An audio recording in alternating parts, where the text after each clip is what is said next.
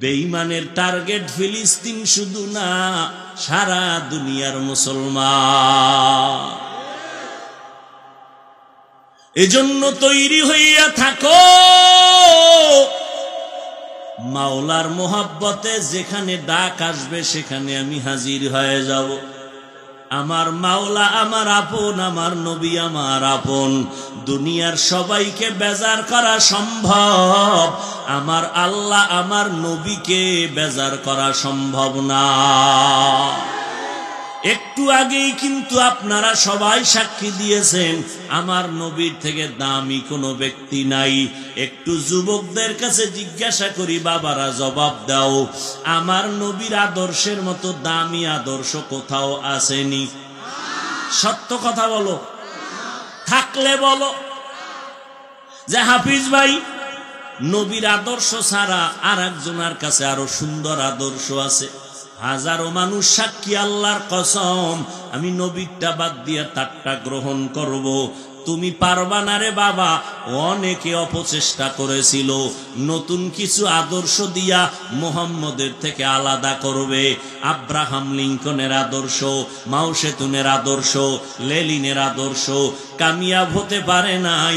এক কথায় জাতির জবাব হলো, দুনিয়ার সব বানানো আদর্শগুলো নাপাক, একমাত্র মদিনাওয়ালা নবীর আদর্শই হলো পাক।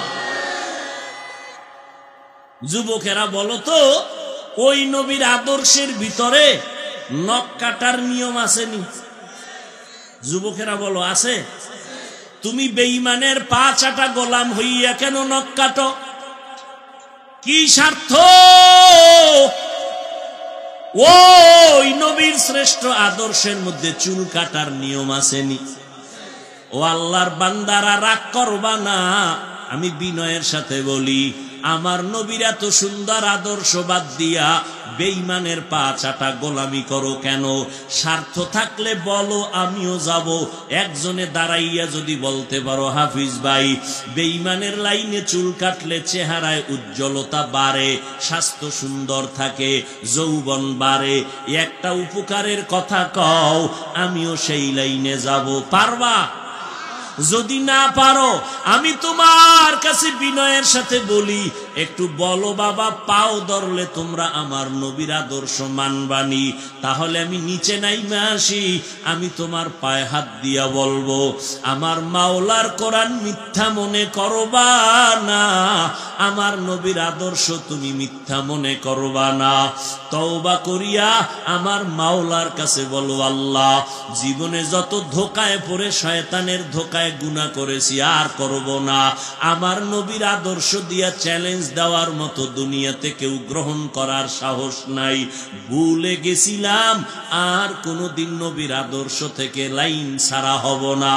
এরে যুবক, সারাটা বছর বয়ান করি, আজকে মুসলমানের কেন বয়ান করব হিন্দুদের মন্দিরে গিয়া? বয়ানের দরকার ছিল খ্রিস্টানদের গির্জায় যাইয়া, কিন্তু মুসলমানের 12 মাস বয়ান করিয়াও খানার টাইম নাই, ঘুমের টাইম নাই। কারণটা কি রে বাবা? এর একমাত্র কারণ, আমার মাওলার মোহাব্বতের বয়ান তো করি, বয়ান কইরা তো একবারও বলি নাই, ও স্কুল কলেজের ছেলে মেয়েরা তোমরা স্কুল কলেজ বাদ দাও, একবারও জীবনে বলি নাই। আমি কওমি মাদ্রাসায় লেখাপড়া করেছি, তোমাদেরকে কখনো বলি নাই যুবকেরা কওমিতে না পড়লে গুনাহ হবে, পাঁচকল্লি টুপি মাথায় দিলাম, তুমি যদি এই টুপি মাথায় না দাও গুনাহ হবে, একবারও বলি নাই। আমি আহলে হক পীর মাশায়েখের লাইনে চলি, একবারও বলি নাই পীরের কাছে না গেলে জাহান্নামে যাইবা। আমি দাওয়াত ও তাবলীগের লাইনে চলি, একবারও বলি নাই তাবলীগে না গেলে তুমি গুনাহগার হয়ে যাইবা। তাহলে কি বলি? সারা দুনিয়ার মানুষকে দুইটা মেসেজ কলবে দিতে চাই। এক নম্বরে, দুনিয়ায় যতদিন থাকবা গোলামি করবা আমার আল্লাহর, আর আদর্শ মানবা মদিনাওয়ালা নবী। কয়দিন আর বাহাদুরি করবা? ও যুবক, তোমার মতো যুবক স্কুল কলেজে পড়ে, 5 বেলার নামাজ পড়ে, আছে না নাই? তুমি পারো না কেন? মাওলার কাছে কি জবাব দিবা? তোমার মতো যুবক র‍্যাব, আর্মি, পুলিশ, বিডিআরের চাকরি করে, ব্যবসা করে, 1 টাকাও হারাম খায় না, দাড়ি কাটে না, নামাজ ছাড়ে না, ওই রাস্তায় গাড়ি চালায়, নামাজ পড়ে, তুমি কেন পারো না রে বাবা? আমার মাওলার কোরআন কি মিথ্যা মনে করছো? পারলে দাঁড়াইয়া একটা কোরআনের ভুল বলিয়া দাও, আমি এখন দাড়ি কেটে ফেলবো, প্যান্ট শার্ট টাই লাগায়া রাস্তায় নাচ গান করবো। ওরে কত বড় বড় বেঈমানেরা 1500 বছর পর্যন্ত অপচেষ্টা করলো কোরআনের ভুল বের করার জন্য। জবাব দাও যুবকেরা, কেউ পারছেনি? বরং বহু বিধর্মী মুসলমান হয়েছে, কালেমাওয়ালা মুসলমান হয়ে গেল। ও আল্লাহর বান্দারা, একটু আবার তোমার জবান থেকে বলো, মাওলার কোরআন সত্য না মিথ্যা? কত পার্সেন্ট সত্য? ওই কোরআনে ভুল আছে নাই? বলো। ওই কোরআনের মধ্যে জান্নাতের বয়ান আসেনি? কথা বলেন না কেন?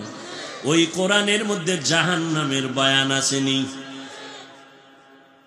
ওই আল্লাহর কোরআনে কে জান্নাতে যাবে, কে জাহান্নামে যাবে, তাও আমার আল্লাহ বলেছেন, ইন্নাল আবরারা লাফি নাঈম ওয়া ইন্নাল ফুজ্জারা লাফি জাহিম। নেক আমলওয়ালারা জান্নাতের পথিক, যারা গুনাহগার তারা হলো জাহান্নামের পথিক। জান্নাতটা কেমন আরামের ঘর, আল্লাহ তাও কোরআনে বয়ান করেছেন। জান্নাতিন তাজরি মিন তাহতিহাল আনহার, এমন সুন্দর জান্নাত, দুধের নহর, পানির নহর থাকবে প্রবাহমান। মা তাশতাহি আনফুসুকুম, এমন জান্নাত যেখানে গিয়া যা চাইবে তাই পাইবে। ওখানে কোনো বাথরুম নাই, ওখানে কোনো কালো মানুষ থাকবে না, ওখানে কোনো বুড়া বুড়ি থাকবে না, সব থাকবে সুন্দর যুবক যুবতী। ও আল্লাহর বান্দারা, আর যারা গুনাহ করবে এদের জন্য জাহান্নাম আল্লাহ বানায়া রাখছেন। জাহান্নামটা কেমন ভয়ঙ্কর আমার আল্লাহ তাও কোরআনে বয়ান করেছেন। ওয়াইলুল লিকুল্লি হুমাযাতিল লুমাযা আল্লাযী জামাআ মালান ওয়া আদ্দাদা ইয়াহসাবু আন্না মালাহু আখলাদা কাল্লা লা ইউমবাযান্না ফিল হুতামা ওয়া মা আদরাকা মাল হুতামা নারুল্লাহিল মুকাদা। এরে আল্লাহর বান্দারা, দুনিয়াতে ফ্যানের বাতাস ছাড়া ঘুমাইতে পারো না, গরম। আহলে হক পীর মাশায়েখের লাইনে চলি, একবারও বলি নাই পীরের কাছে না গেলে জাহান্নামে যাইবা। আমি দাওয়াত ও তাবলীগের লাইনে চলি, একবারও বলি নাই তাবলীগে না গেলে তুমি গুনাহগার হয়ে যাইবা। তাহলে কি বলি? সারা দুনিয়ার মানুষকে 2টা মেসেজ কলবে দিতে চাই। 1 নম্বরে, দুনিয়ায় যতদিন থাকবা গোলামি করবা আমার আল্লাহর, আর আদর্শ মানবা মদিনাওয়ালা নবী।